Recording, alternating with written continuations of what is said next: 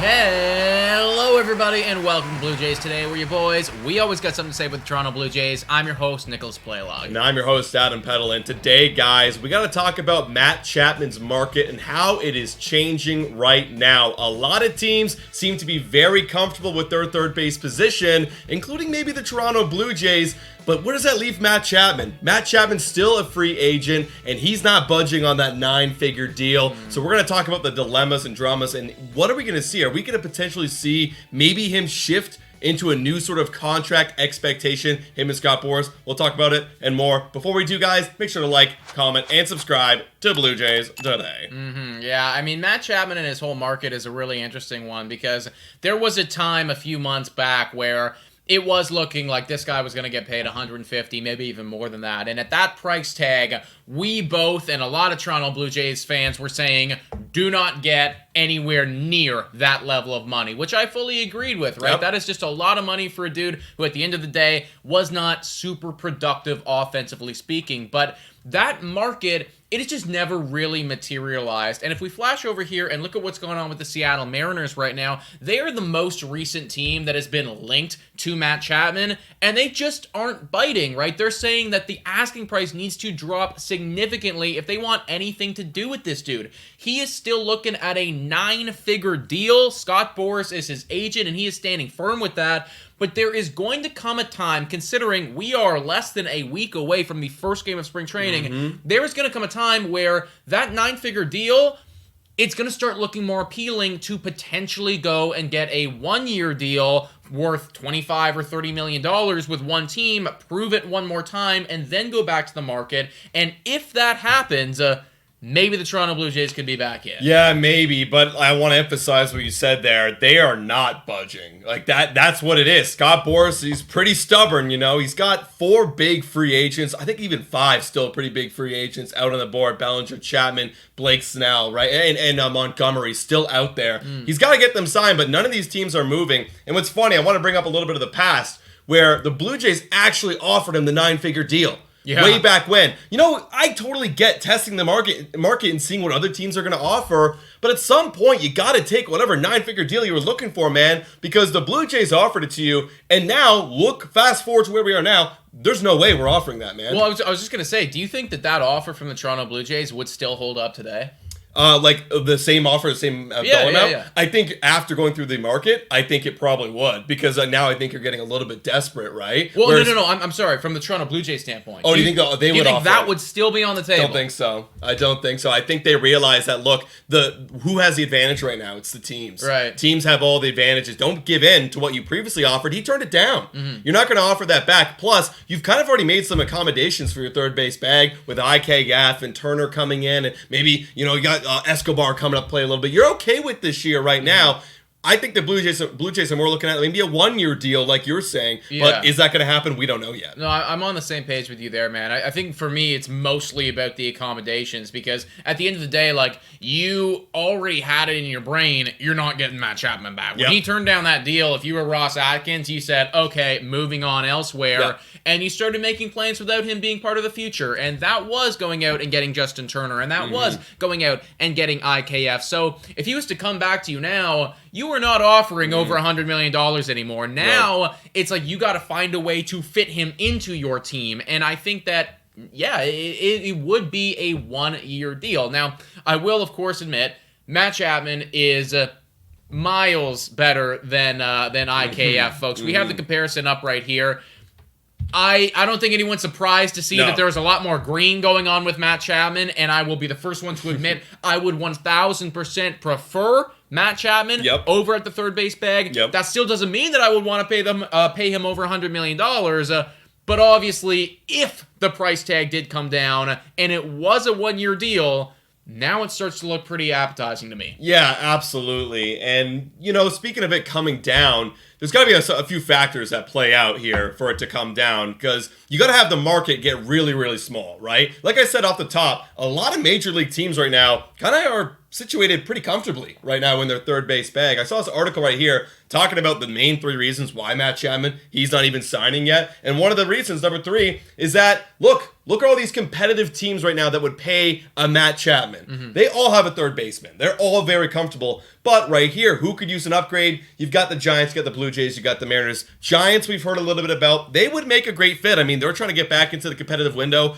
Are they willing to spend it? I think realistically, if I'm going to predict where he's going to go, probably the Giants, because the Mariners, they're not willing to pay that price tag. They actually think they have their third baseman already, because they said that apparently the 9 figures wouldn't be a starter for them, which I think is kind of crazy.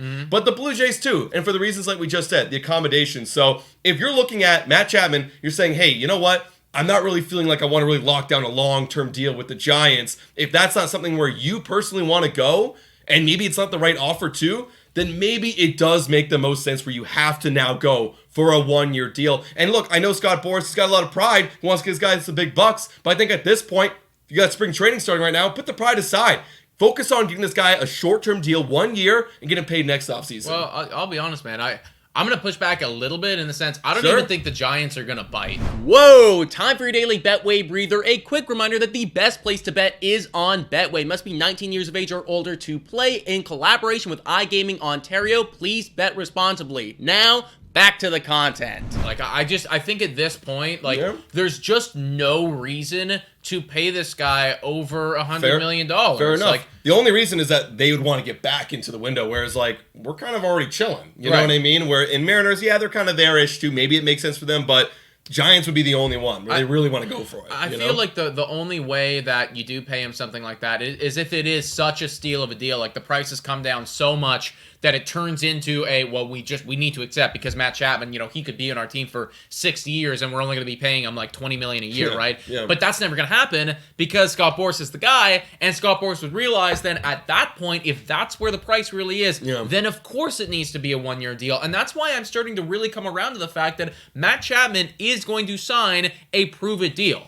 I think that last year he was good, but I just don't think that he was $175 million worth of good. And I don't think that any other MLB team thinks that he was that good. And when you're looking at that list of all of those squads that might pay him but aren't going to, the only way that they would go about getting him right now is if their third baseman got seriously injured. That's right. And then they're looking to sign a guy for 1 year. That's exactly right. That's Matt Chapman. That's exactly right. So is he going to move on? Is he going to, sign a 1-year deal?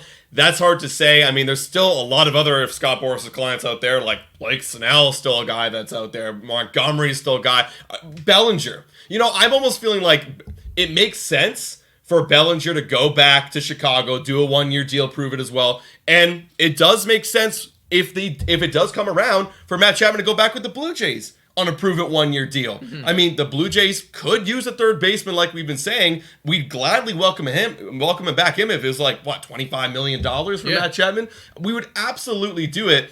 That's kind of where I'm predicting that it's all going to go. Might actually there could be a reality where if no one's offering him the big money, there could be a reality where he might come back for 1 year. 1,000%, dude. And I think that every day that ticks on, that reality just grows more and more for me, because clearly none of these other teams are going to pay him what he wants. The Toronto Blue Jays, to my knowledge anyways, were the team that offered the biggest contract at this point. Right? Maybe there's been other teams that just haven't been released yet. But the Blue Jays, as you said to start off this video, they were giving him a 9-figure deal. Yep. So if you are really looking for a team to give you that 1-year deal, that 1-year prove-it deal, well, you're going to go back to the guys who offered you the most money, who valued your services the most, even though they brought in IKF, right? I don't think that IKF is going to necessarily stop you from bringing in Matt Chapman, because at the end of the day, we showed you the comparison. There is one that is clearly better than the other one. So as every single day ticks on, I do think the Toronto Blue Jays, their chance of being back in on him, it does grow. It does. And now it's up to Matt Chapman. Where do you think you can get the most value, the most production from your bat?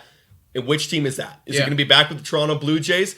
I would lean yes. Maybe I am biased, but you're comfortable in this system. There's only 2 teams you ever played for. It's Oakland Athletics and it's the Toronto Blue Jays. So rather than getting readjusted to a whole new staff and a whole new ballpark and a team and everything like that, go back with the Toronto Blue Jays on a prove-it deal, who actually could really use you. And if you did prove it, then most likely you're going to be on a big stage come October. Yeah, exactly, right. And I think Matt Chapman, to get what he really wants, he needs 1 more year of elite to show everybody that he does deserve that 150 or that 150 plus. We do want to touch on one more thing, guys, before we call it a podcast, but Mike Wilner, he tweeted out that Ricky Tiedemann is going to start the Blue Jays Grapefruit League opener on Saturday. go. That is very exciting, folks. This podcast is coming out on Thursday. We, of course, at Blue Jays Today are going to be live for that entire game, watching Ricky T Yes, sir. absolutely annihilate batters on the mound. I am very excited to see what this kid has to offer because apparently he has gained 19 pounds of muscle. Yep. He is throwing gas Yep. in training camp right now. The hype is real about this dude, and I will 1,000% hop on the train that this guy is going to be an impact player for the Toronto Blue Jays in 2024 if he comes out this spring training game and actually looks phenomenal. Look, there's been a lot of hyped up prospects in the Blue Jays system since we started this channel. There's been Alek Manoah in that one spring training. There's been Nate Pearson, as we know. This is the first guy, well, we knew him last year, but this is the first time in the spring training where I'm like, holy crap, like, we could have a perennial all-star on our hands right here. So, guys, you want to be right here on Blue Jays Today, watching along with us because we're going to be hyped. We're going to be having some beers. You know, we're going to be chilling. It's going to be a nice Saturday afternoon with the boys, so we can't wait, guys. Baseball is back, everyone, and we could not be happier. Folks, let us know your thoughts about this Matt Chapman stuff in the comments down below. Also, give us a predicted line for Ricky Tiedemann on Saturday, folks. We want to see y'all right there with us. Guys, please make sure to like, comment, and subscribe. And $3 a month to become a Patreon member. Shout out and thank you to all of our current Patreon members. You guys are awesome. And to our YouTube members, too. You guys are also awesome. Thank you so much for watching. And go Jays, go!